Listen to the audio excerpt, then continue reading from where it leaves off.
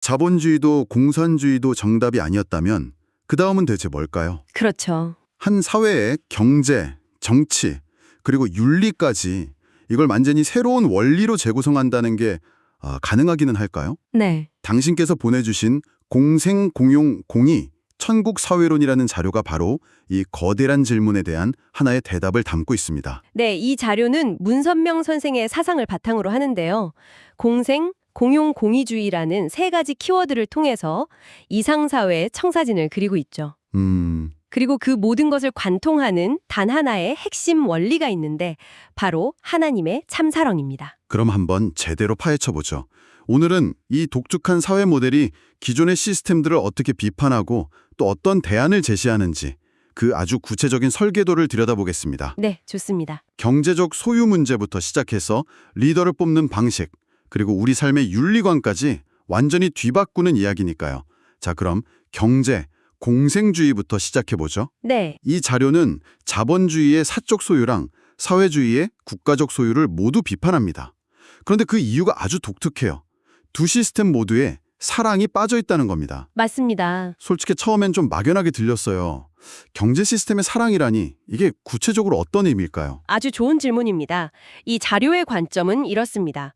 자본주의의 사적 소유는 근본적으로 이건 내 것이라는 개인의 욕망, 뭐랄까 이기심에 기반하고요. 네, 사회주의의 국가 소유는 사랑이 아니라 통제와 분배라는 기계적인 논리에 기반한다는 거죠. 둘 다 소유의 주체가 인간 자신 혹은 인간이 만든 시스템에 한정되어 있다는 공통점이 있고요. 바로 이 지점에서 하나님이라는 존재가 빠져 있다고 보는 겁니다. 그러니까 소유의 근원 자체를 인간이 아닌 신에게서 찾는 거군요. 바로 그거죠. 그래서 대안으로 제시하는 게 바로 공동소유고요. 네. 그런데 공동소유라고 하면 많은 분들이 사회주의나 공산주의를 떠올릴 것 같아요. 어떤 차이가 있는 거죠? 핵심적인 차이가 바로 거기에 있습니다. 이 자료에서 말하는 공동소유는 단순히 우리 모두의 것이라는 뜻을 넘어섭니다. 그런가요? 두 가지 추용이가 있는데요. 첫째는 하나님과 나의 공동소유, 둘째는 전체, 즉 이웃과 나의 공동소유입니다. 모든 만물과 재산은 본래 하나님의 것이고 인간은 그분의 자녀로서 참사랑을 실천하기 위해 그것을 관리할 책임을 위임받은 일종의 관리인이라는 전제에서 출발하죠. 와, 독수리나 상어의 비유는 정말 직관적이네요. 그렇죠. 자연에는 내 하늘, 내 바다 이런 개념이 없다는 건데 이걸 인간 사회에 적용하려는 발상 자체가 굉장히 신선하게 다가옵니다. 맞습니다. 인간만이 타락해서 모든 걸 독점하려 든다는 비판도 아주 날카롭고요. 네. 그리고 이 공동소유 개념의 가장 완벽한 모델을 바로 가정에서 찾습니다. 가정이요. 네. 특히 조부모, 부모, 자녀로 이루어진 3대 가정의 소유 형태가 모든 공동체의 원형이 된다고 설명하는데요. 생각해보면 그렇죠. 법적으로는 집이나 차가 부모님 명예일지라도 가족 구성원 모두가 우리 집, 우리 차라고 자연스럽게 여기잖아요. 필요에 따라 함께 쓰고요. 그러네요. 거기서 부모님께 이건 아빠 명의니까 내 마음대로 쓸 권리가 없어 라고 따지는 자녀는 없겠죠? 없죠. 신뢰서 사랑이 바탕에 깔려 있으니까요. 바로 그겁니다.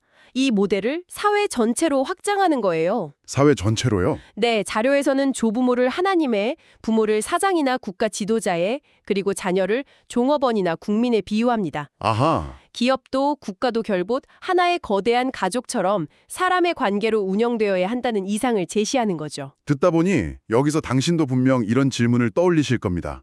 잠깐, 그럼 개인 소유는 완전히 사라지는 건가? 네, 그렇죠. 내가 노력해서 번 돈도 다 공동의 것이 되는 건가 하고요. 그 지점을 자료에서도 명확히 짚어줍니다. 개인 소유가 완전히 사라지는 건 아닙니다. 그건 아니군요. 네, 각자의 개성을 표현하고 자료의 표현을 빌리자면 개체 목적을 달성하기 위해 개인 소유는 허용됩니다. 개체 목적이요? 예를 들어 제가 그림 그리는 걸 좋아한다면 좋은 붓과 물감을 소유할 수 있어야겠죠. 그렇다면 그 한계는 어디까지일까요?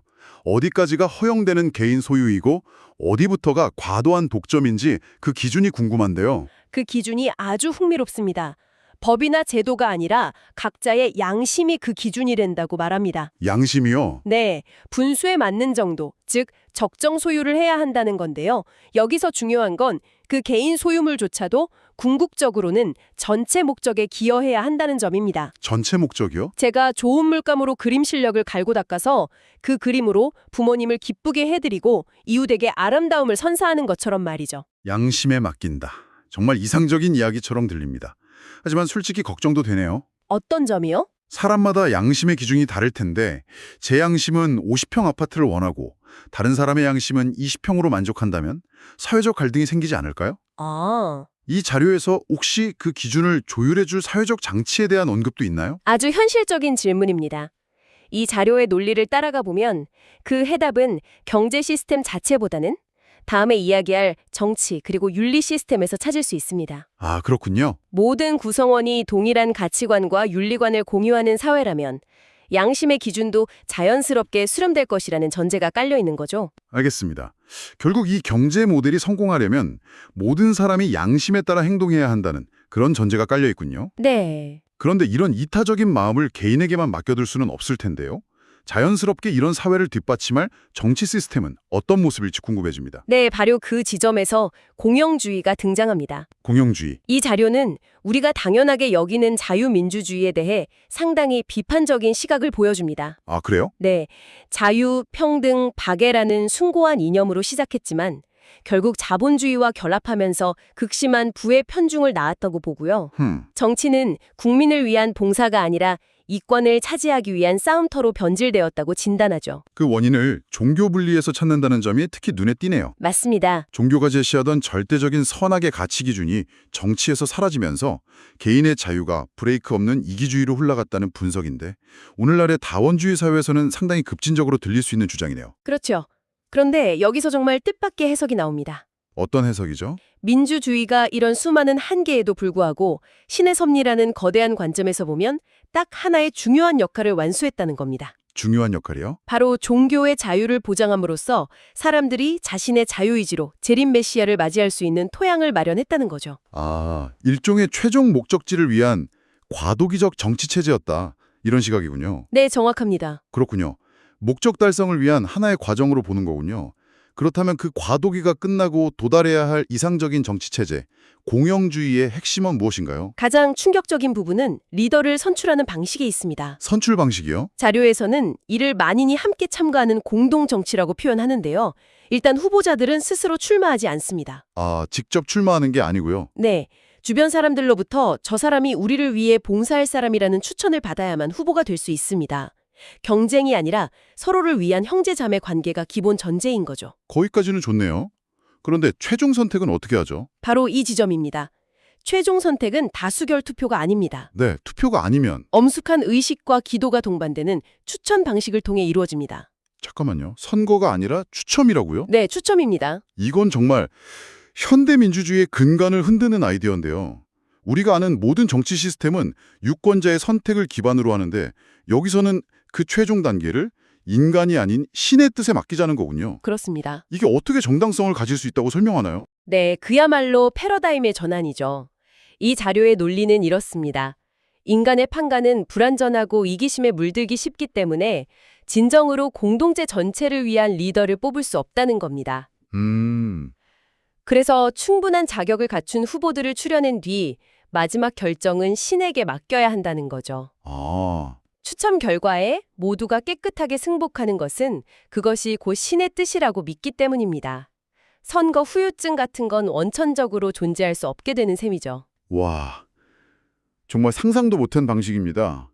링컨의 유명한 연설, 국민에 의한, 국민을 위한 정치가 아니라 네, 형제에 의한, 형제를 위한 정치로 바뀐다는 표현이 이제야 와닿네요. 그렇죠. 권력의 개념 자체도 달라지겠어요? 정확합니다.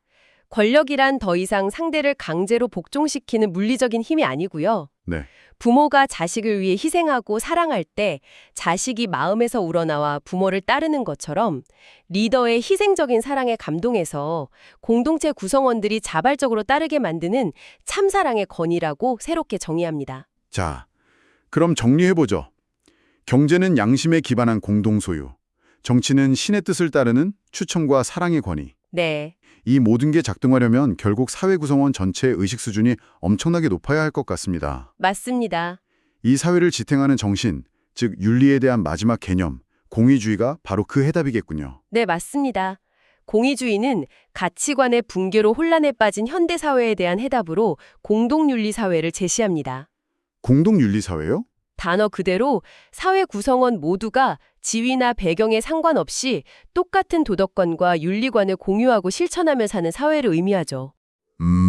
일회상 사회에 도달하면 인류의 오랜 염원이었던 종교의 목적이 이미 달성되었기에 기존의 다양한 종교들은 더 이상 필요 없고 실천 위주의 생활 윤리로 통합된다고 봅니다. 모든 사람이 같은 윤리관을 공유한다?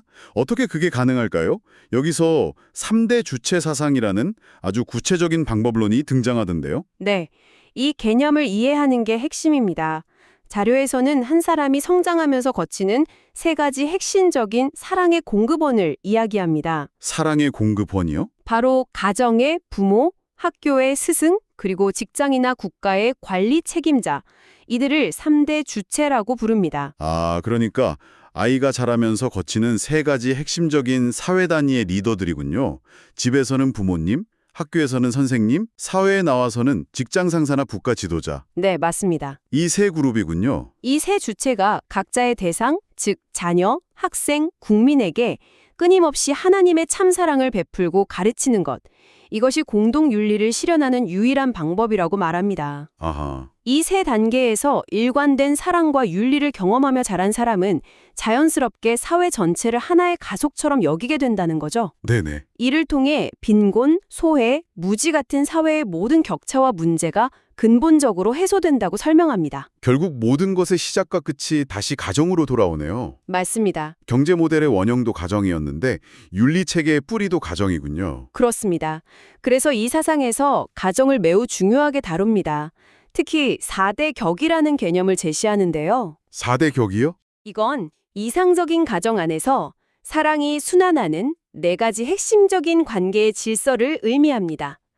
조부모와 손주, 부모와 자녀, 부부 사이, 그리고 형제 자매 사이의 관계죠.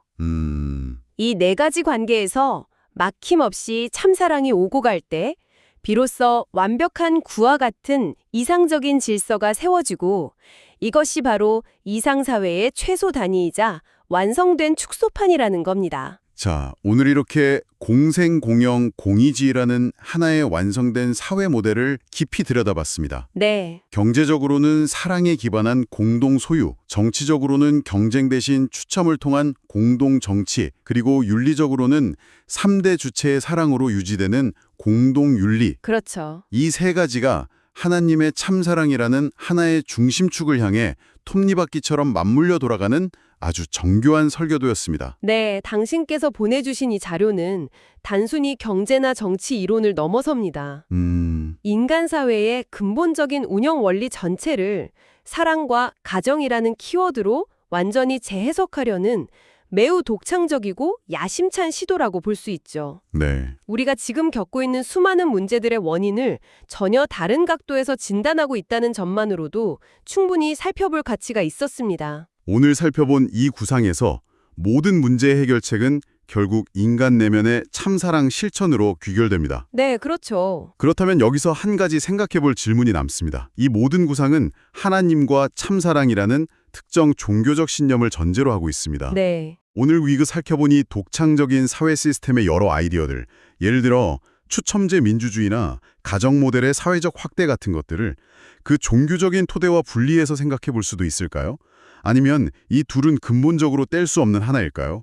이 질문을 당신께 남겨드리며 오늘 분석을 마무리하겠습니다.